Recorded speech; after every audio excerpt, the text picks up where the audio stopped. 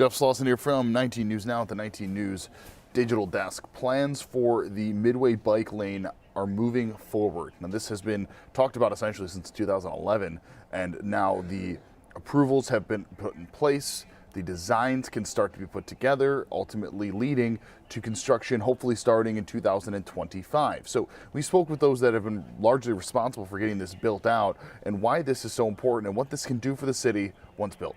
City Council discussing the Midway bike path, bike lane idea. If you don't mind, for those that are unfamiliar with why Monday was so important, kind of break down the decisions that were made then. Yeah, so the Midway is a plan that the city's adopted to build out a network of protected bike lanes across the city. Think of them as kind of as linear parks, where there's either down the middle of the road or down the side of the road, a dedicated space for people to safely bike and walk that is landscaped and beautiful. So that project, the initial proof of concept project, moved forward within City Council this week. To design the first two segments of the Midway, the first on Superior from East 55th to Public Square, and the second on Lorraine Avenue from West 20th to West 65th. When considering how much time has been put into this, I think it was 2013 or 14 was when the initial concepts were in there. What does it mean to get to this point now where it feels like these concepts are going to be turning into realities? Yeah, this is an idea that's been dreamed up initially by Bike Cleveland volunteers, dating back to pre-2011. And, for us, we're really excited to finally see these projects move forward. We're really excited about the transformation it's really going to have on Cleveland streets and the safety it's going to provide for people biking and walking in our city. And, our hope and what we've seen in other cities is that projects like this, encourage more people to get out and bike because it's in a safe space. That'll have a ripple effect on, our environment in Cleveland, less people driving, on community health, more people being physically active. So we're really excited about, this first section of the Midway project moving forward and look forward to working with the city to kind of continue to expand it. There's a couple of things I want to hit on here. Let's first start with, you mentioned, this is that first phase, right? And it's basically in two parts, essentially? Yes, for the initial two segments, it's Superior and Lorraine, yep. For the map, which I'll pull up at some point here, but the map shows that it obviously is much bigger here. So how many more phases are we anticipating there needs to be? Yeah, that's still to be determined. Right now we're looking at trying to build out kind of this connected section on Lorraine and Superior connection through downtown, and then looking at, the city's Midway plan and looking at, where's the next logical connection. If you ask me, I think a great logical connection moving forward is going up 55th to the lakefront.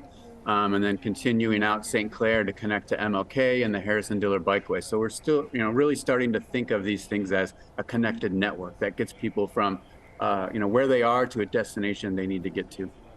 And the thing is, so on Superior, for those that are familiar with the area, this is the heart of, and connects the heart of the city here.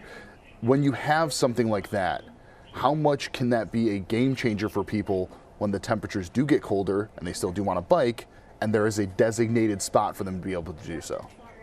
Yeah, certainly, our intention, I believe the city's intention is that, this is going to be a year-round facility. So this is something people can rely on, a safe connection, not having to use your car to be able to bike, to get to the grocery store, or to get to the park, or to get to school, wherever you need to go. The next question we want to hit on here relates to cost. And we mentioned before we started this interview here, the Finance Committee discussing this as well. Have we started to approach at least a clearer number as to what the potential cost could be? Yeah, the city's come up with a definite number for the Superior section, and it's fully funded largely from federal sources that were allocated from our local metropolitan planning organization, NOACA.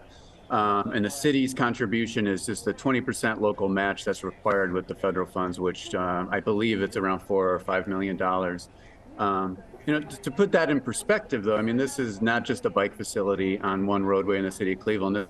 This is, the cost is a complete full rehabilitation of the roadway, including sidewalks and adding transit shelters. And this is really about turning an overly wide street that's largely underused traffic-wise into a place that people want to go, people want to invest in, people want to, can use it as a connection, but it's also, placemaking in our city. How much has the rise in the rentable electric scooters and electric bikes, things like that, kind of affected or at least maybe helped or hurt the cause that you're trying to work toward?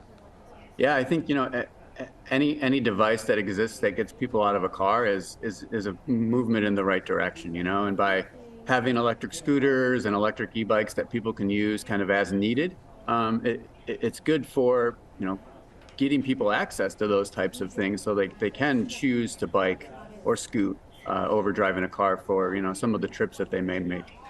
Safety is paramount when you consider biking in a city, and especially in a city like Cleveland here. How much of an improvement is having something like this for the safety of riders?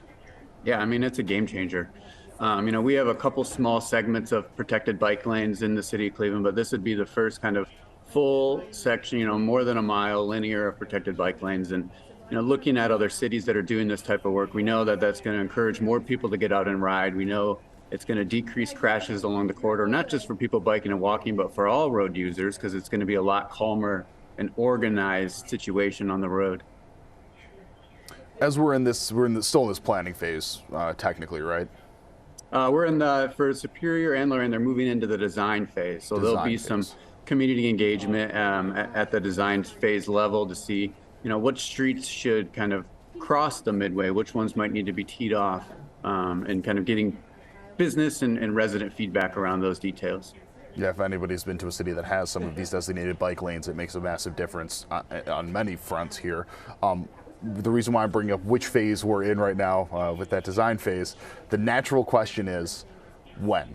When could we potentially see boots in the ground? I know the estimate was 2025. Is that still accurate? Yeah, that's what we're hearing. They're anticipating about a 2-year design phase for the entire 2.4 mile corridor, and then construction would start in 2025. My last question for you. You mentioned how this has been a thought, at least, or a potential project since 2011. To hear this discussed and then agreed upon and now move forward through the city council, how much positivity does that give you for not only the mission, but the potentials for the city in the next couple of years?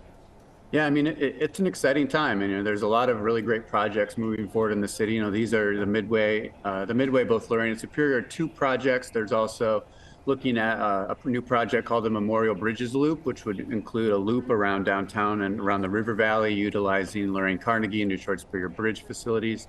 There's a lot of funding coming down the pipe from the federal government for these types of things that we care about, sustainable transportation. And, we're hearing our city and local communities around here really take advantage of those. So it's an exciting time to be kind of in the work that we do and really pushing for safe streets, because the iron's hot and it's time to start making some changes. And those changes are coming. We're going to be breaking this down tonight on 19 News at 10 and 11. But first, we will have 19 News over on the CW at 7:30. So hope to see you there. For now, I'm Jeff Slauson, 19 News. Have a great night. We'll see you coming up in a little bit. 19 News, now streaming on Samsung Smart TV. Search for channel 1035.